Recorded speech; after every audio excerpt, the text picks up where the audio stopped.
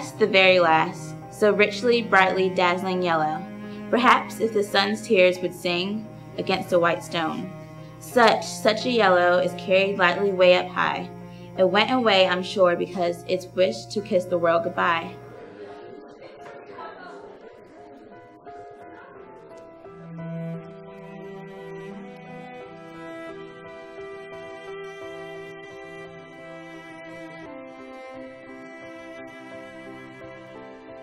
That butterfly was the last one. Butterflies don't live here in the ghetto. This poem was written by a young man who then perished in the Holocaust. His name was Pavel Friedman. That is a pretty heavy way to begin your day. But before this class is over, these volunteer visitors from the Levine Jewish Community Center's Butterfly Project hope to enlist these young minds through the imagery of the butterfly, free and unfettered, in a cause of remembrance and hope. The title of this whole program is Zikaron V'Tikva. Zikaron is remembrance and Tikva means hope. So the title of this is Remembrance and Hope, as we remember the past and hopeful for a more peaceful future, because we know there are still so many children suffering all over the world. So you can keep that in mind when you're painting.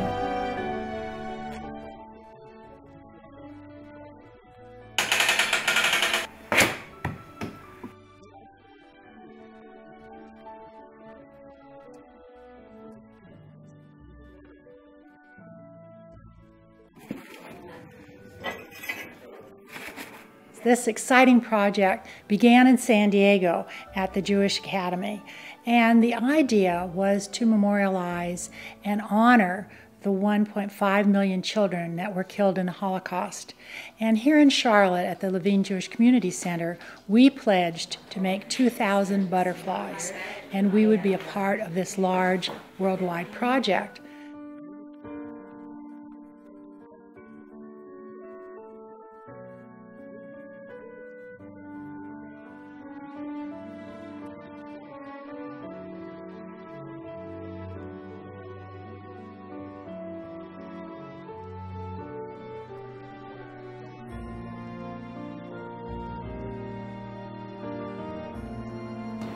This is an outstanding project.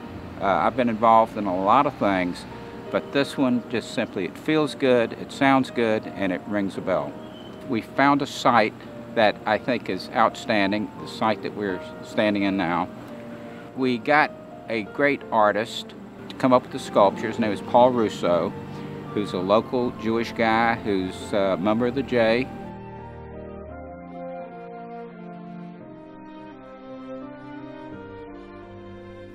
My father's entire family, which they came from Rhodes, an island between off Turkey, near Greece, a Mediterranean island.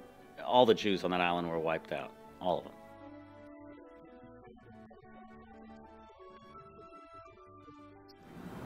Well, I'm a child of parents who are survivors.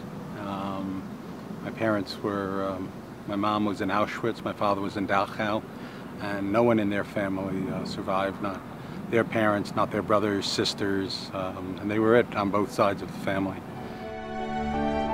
All of the children's butterflies that have been created will be affixed to that sculpture like mosaic, and future butterflies that are created will also go on there. It will be a living, growing memorial. The thing that was exciting about the Butterfly Project is it's an opportunity for the whole community to get together and bring a humanitarian project not only to the Shalom Park, but to the whole community of Charlotte.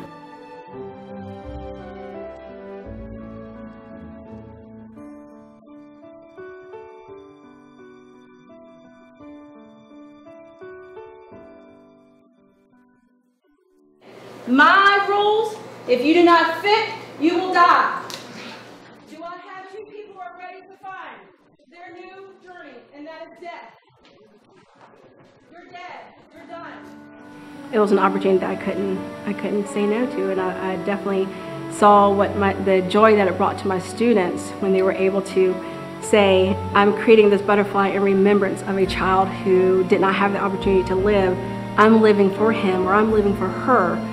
I had to bring that back again. So I hear students say, I never thought of it in this way.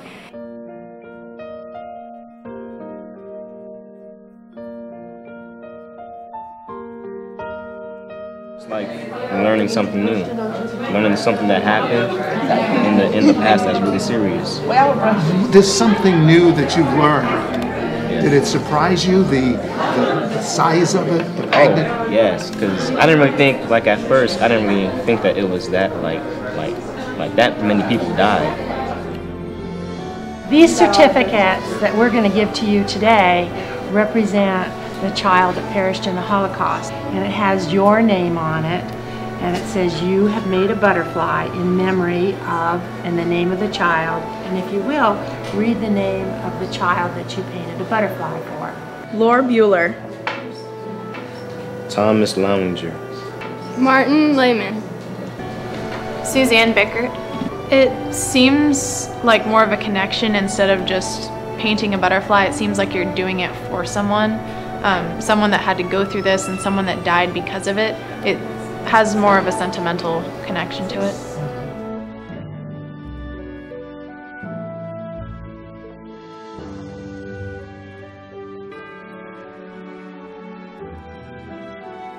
Posing the question, is there room in these busy lives to care? There's room inside of everybody, you know. There's just this one little part of everybody, no matter how big or small, even if they haven't gone through it, that can relate and just think about, because everybody's a person, you have to just think about what it would mean if your family, if you were in that kind of situation. You just have to think about it, and it really puts things in perspective. It makes you think that football game's not so important. This test is not such a big deal when that kind of stuff's happening in the world, has happened, and still happening today. Genocide, you know, in Darfur and other places around the world today. So we haven't fixed it yet, but I guess we're working on it.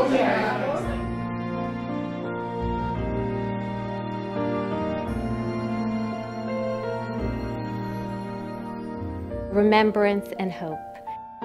And that's what this project really does.